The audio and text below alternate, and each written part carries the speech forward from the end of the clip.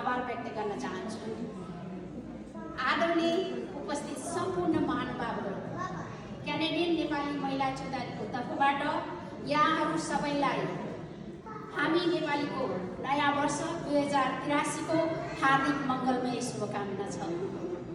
नयाँ वर्षमा हामी सबैको जीवनमा यो नयाँ वर्षले नयाँ आशा, नयाँ ऊर्जा र नयाँ अवसर लिएर आउनेछ भन्ने कामना गर्दछु।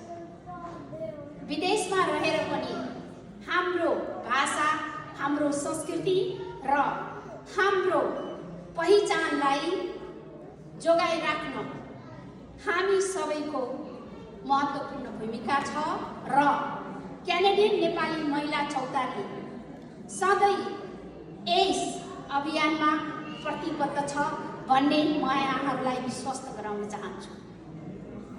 नयाँ वर्षमा हामी एकता, सहकार्य र सकारात्मक सोचका साथमा अगाडि बढौँ। यो हलमा कति मान्छे छन्, कति मान्छे छैनन् भन्ने ठुलो कुरा होइन। यो हलमा कति मान्छे हुनुहुन्छ र उहाँहरूको भित्र कस्तो भावना छ र उहाँहरू के उद्देश्यले आउनुभएको छ, यो कुरा धेरै ठुलो महत्त्वपूर्ण मलाई लाग्दछ। अन्तमा म